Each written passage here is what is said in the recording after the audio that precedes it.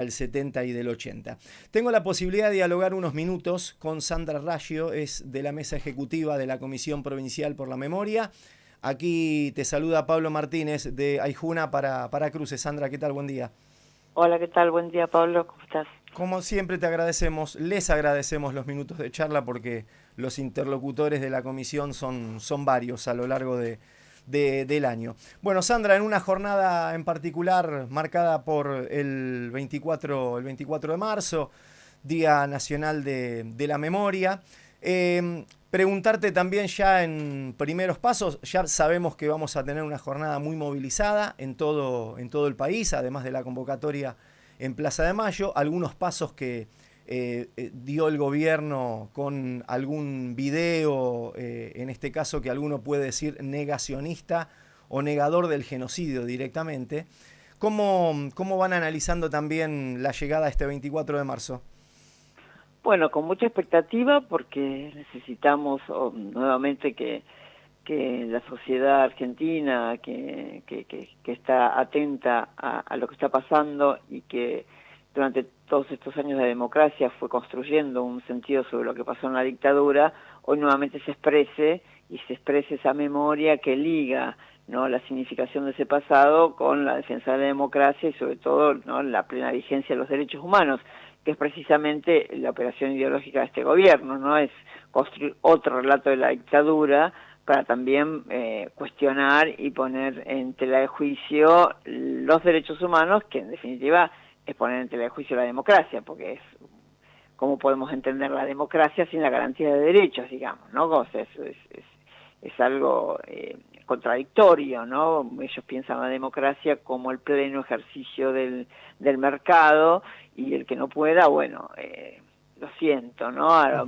como dice el presidente de la Nación, Javier Milei, bueno, el que se esté por morir de hambre algo hará, ¿no? Porque vamos a tener que salir a asistirlo nosotros, ¿no? Esa idea que ha prendido en algunos sectores de la sociedad de que el Estado, cuando interviene el Estado, está todo mal, digamos. Así que mucha significación tiene en este presente el 24 de marzo, ¿no? Mucho más que la evocación del pasado y la consagración de esa frase de si recordamos no se va a repetir.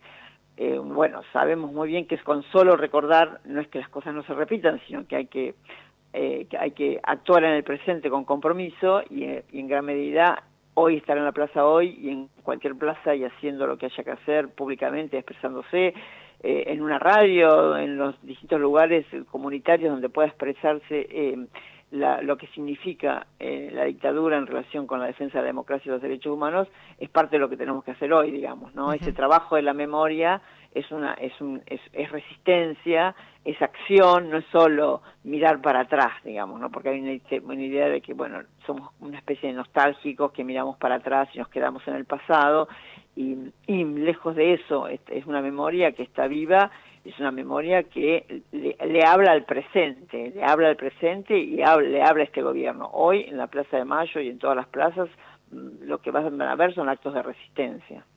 Bueno, lo que destacaste ahí al final ya lo dijo Esper tempranito a la mañana, así que está como bien presente ese discurso. Pensaba si negar el genocidio es como el mejor argumento para negar todo lo demás, como que ese es el origen de la batalla cultural de la que habla el gobierno. Exactamente, esa es la operación. A diferencia del neoliberalismo, digamos, ¿no? Esta derecha, o extrema derecha, bueno, hay distintas formas de denominarlo, algunos hablan de fascismo, neofascismo, posfascismo, bueno, derechas alternativas, bueno, hay distintos nombres que se dan en el mundo a estas derechas que han emergido en los últimos años, que son distintas que las neoliberales, digamos, ¿no? Acá el menemismo o el PRO, digamos, tenían otra operación sobre el pasado que era ¿para qué mirar para atrás, no? El pasado ya no tiene sentido porque ya llegamos al fin de la historia, ¿no? La caída del muro de Berlín, el fin de la Guerra Fría, llegó al fin de la historia, entonces el pasado ya no tiene más sentido, más como un museo, como para hacer hacer una película, como patrimonio, ¿no? Como patrimonio, el pasado como patrimonio, pero no un pasado activo ¿no? Que puesto en tensión en cada presente, ¿no? La operación neoliberal sobre el pasado está vinculada con ese régimen de historicidad presentista. esta derecha disputa el pasado, digamos, ¿no? Se hacen los historiadores, Laje, Márquez, ¿no? Escriben libros de historia, lleno de falacias, ideas y de mentiras. Si uno lee los libros es difícil leerlo, hay que tener temple para leerlos, pero hay que leerlos porque ahí uno entiende por dónde uno también tiene que construir argumentos, ¿no? Y para deconstruir estas falacias, ¿no? Entonces es una operación sobre el pasado, pero que que es parte constitutiva de su marco ideológico. Es una operación ideológica el negacionismo, no es solo una cuestión, bueno, vamos a discutir lo que pasó en la dictadura, a ver qué pensamos. No, es una operación ideológica sobre el presente que tiene eso que vos decís, digamos, es uno de los... Negar lo que pasó en la dictadura, por un lado, es legitimar en gran sentido a la dictadura y el proyecto económico, político y social de la dictadura. Digamos, hay mucha discursividad dando vuelta que remite a aquel pasado. Cuando la escuchamos a Bullrich hablando de los sediciosos, de los los violentos, y con eso justificar la represión, y hablar de que, bueno, una diputada nacional que diga, bueno, que para una omelette hace falta romper algunos huevos, haciendo mención a Pablo Grillo, digamos, barbaridades, ¿no? Y bueno, para poner orden social, algunos costos hay que tener. O sea, por supuesto que esto no es la dictadura, ¿no?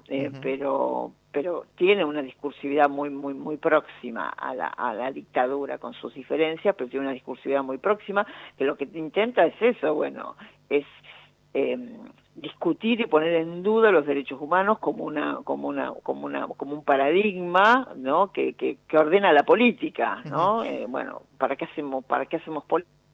Para garantizar los derechos humanos de las personas.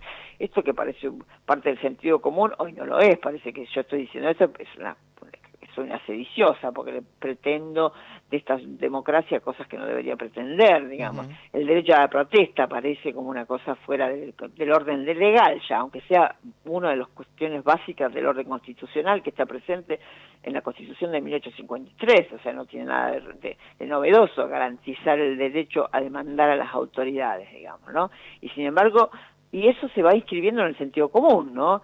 Y además es un negacionismo que no es solo la operación de negar, sino de relativizar, ¿no? No son 30.000, eran terroristas, ¿sí? Bueno. No son jubilados, son barras. Son barras bravas, ¿no? Son violentos, que no van a protestar, van a hacer disturbios y a romper. Entonces, bueno, eso, ¿no? Las víctimas ya no son víctimas, entonces no hay responsabilidad por parte del Estado en el ejercicio de esa violencia. Es demasiado, a veces uno los escucha y dice, esto no puede estar pasando, es demasiado elemental también lo que dicen, como muy brutal, o sea, por ninguna sofisticación, digamos, ninguna sutileza. Acá no hay ninguna sutileza, ¿no? Pero después de 40 y pico años de democracia y de mucha construcción de verdad histórica sobre lo que pasó, y también de la construcción de la verdad judicial, digamos.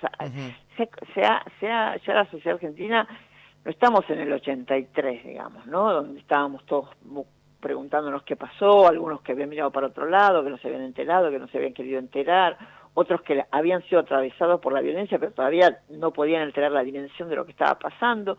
Bueno, que había una verdad en construcción, ¿no? Pero bueno, con todos estos años que han pasado, ya hay ciertos hechos que son indiscutibles, digamos, hay demasiada prueba construida sobre eso. Entonces, claramente acá no hay una discusión sobre versiones. Yo soy historiadora, sí, claro, uno cuando con otros historiadores discute, interpreta el pasado de diferentes maneras, pero las pruebas son las pruebas, digamos, ¿no? O sea, uno no niega, cuando hay una prueba, y uno en todo caso discutirá en torno a la interpretación de esa prueba. Acá Mirá, lo que se indican son las pruebas, el tergiversa la prueba, ¿no? Hoy comencé citando a Martín Coan, que dijo que tener otra visión de la historia no es deformar la historia, en definitiva. Claro, o sea, entonces lo que uno dice, bueno, estos tipos no hacen historia, esos tipos hacen política, estos tipos adoctrinan, es al revés de lo que dicen. Ellos dicen que nuestra verdad es la que no existe, que es una manipulación política, que somos cucas, que no sé qué, que esto es toda una mentira, que es una mentira porque somos corruptos además, porque le agregan la palabra corruptos, esto se hizo para cobrar indemnizaciones, o sea, dicen cosas espantosas, ¿no? Entonces, Bueno, eso, pero no hacen historia, ¿no? Y esto es una discusión a nivel global con el revisionismo sobre el Holocausto, que intentan, arman centros de investigación histórica, etcétera, intentan construir un relato histórico que en realidad lo que intentan es poner en duda. El negacionismo lo que hace es poner en duda. Te ponen en duda, digamos, ¿no? Entonces, al poner en duda, penetra también el otro discurso posible, ¿no? También opera en la posverdad, digamos, ¿no? Bueno, vos le creíste a estos tipos, ahora créenos a nosotros, digamos, ¿no? Entonces, bueno, el tema es que esto no es solamente la mirada sobre la dictadura, es sobre otro un montón de elementos, sobre la democracia, los derechos humanos, o sea, por sobre el otro, digamos, ¿no? La configuración cada vez más violenta sobre ese otro que es peligroso, o sea, eso se inscribe también en otras prácticas sociales, que podríamos decir prácticas sociales del odio, si se quiere, parafraseando a Ferte. Bueno, no, la cuestión esta de que esto, así como la dictadura tuvo unas, como decía Fer, prácticas sociales genocidas, o sea que genocidio no fue solo el exterminio de personas, sino que además implicó una transformación de la estructura social, no se desarticuló la estructura social, intentaron desarticular el sindicalismo, las organizaciones, los partidos políticos, digamos, a esa organicidad que podía resistirles, y sin embargo pudo reconfigurar, y ahora estamos un poco en esa dinámica, digamos, hay una sociedad civil bastante débil, digamos, ¿no? Por un montón de cosas que pasaron en los últimos años, de transformación también de la vida, de rupturas de las tramas, o sea, acá la comunidad y el espacio público también están atravesados, tal vez por el mercado, por la desigualdad, por un montón de otras violencias que existen y que se desarrollaron en democracia, que también han desestructurado la trama social, el tejido social, la trama solidaria, que por supuesto existe y existe de manera maravillosa, pero que está todo el tiempo siendo cuestionada, digamos, ¿no? O sea, los comedores comunitarios son fuente de corrupción, vendían la comida, ¿no? Los planeros, hay toda una tergiversación incluso de la propia solidaridad, que si tenés un comedor para asistir a la gente que no puede comer, sos un corrupto y estás investigado por la justicia y probablemente a lo mejor algunas organizaciones tienen causas abiertas, han sufrido allanamientos, ¿no? Bueno, todo se empieza a dar vuelta, ¿no? Entonces la solidaridad no está bien, los derechos humanos no están bien, salir a protestar por tus derechos y por los derechos de los demás, o sea, ir a solidarizarse con los jubilados es un acto de sedición y es un intento de golpe de Estado, o sea, es de un nivel de exacerbación de alguna manera de este discurso que tiene consecuencias más allá de las políticas económicas y sociales que tienen consecuencias directas en el hambre, también tienen consecuencias en la forma de vincularnos entre nosotros, digamos, de cómo miramos al vecino, a la vecina, al compañero y compañera de trabajo, o sea, hoy nos está costando. Sin embargo, la plaza de hoy va otra vez de alguna manera a generar esa levadura, digamos, esa cosa de que realmente haga elevar a esa trama, ¿no? Que le dé contenido, que bueno, que reconstituya, que vuelva a construir los lazos. Necesitamos mucho eso, digamos, del territorio, ¿no? Del territorio, de la acción, de mirarnos, de estar, ¿no? También pensaba, Sandra, que en esto de pensar el presente y de estar activos, también aparecen esas solidaridades, en tal caso digo, en la situación tan compleja que fue la represión de hace algunos días y la situación, por ejemplo, de Pablo Grillo en particular, también nos demostró que parte de esa trama todavía está ahí conectada, sí, ¿no? Tal cual. Y creo que también el volver a la plaza el miércoles siguiente, y también esa plaza de la represión, que yo estuve ahí y estuve también en la siguiente, fue una plaza que no se quería ir, digamos, Claro. ¿no? Que la gente volvía a la plaza y la represión seguía y volvía a la plaza y era como no nos van a ganar y en el buen sentido, no en el patotero que plantea Bullrich, bueno, solo vamos, ¿no? Sino de no podemos permitir que esto pase, digamos, y vamos a acompañar a los jubilados y a las jubiladas, o sea, digo, sí, eso está presente también en la enorme solidaridad, y el padre de Pablo Grillo lo dice siempre, cómo se siente acompañado, el amor que siente, más allá de la crueldad de este gobierno, de las cosas que ha dicho.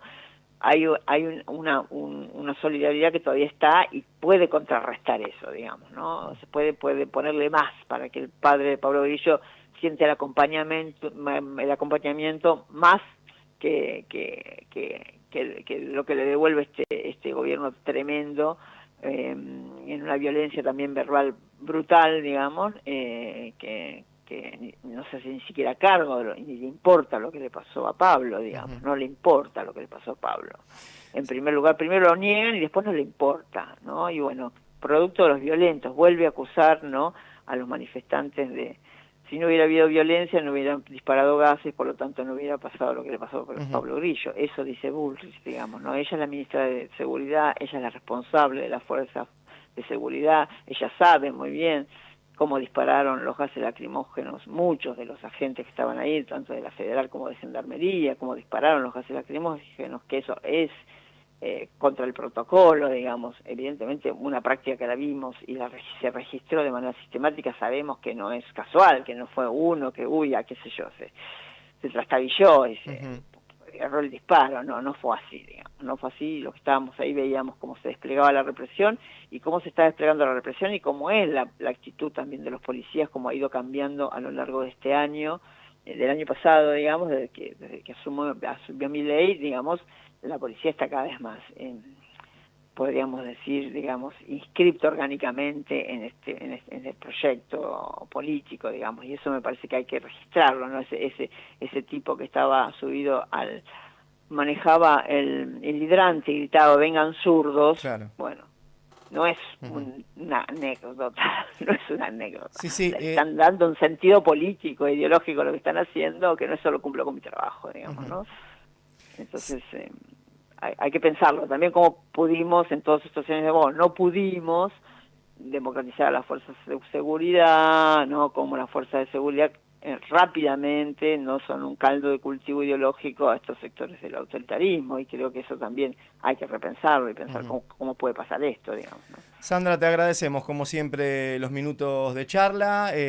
Sabemos que ahí la comisión también va a estar movilizándose en la jornada de hoy, será punto de encuentro entonces allí Plaza de Mayo, o también La Plata, que sabemos que algunos son de por allí, va a tener sus movilizaciones hoy. Bueno, la de Plata fue ayer, hoy todos vamos ayer fueron. ayer fue. Okay. Bueno, nos vemos la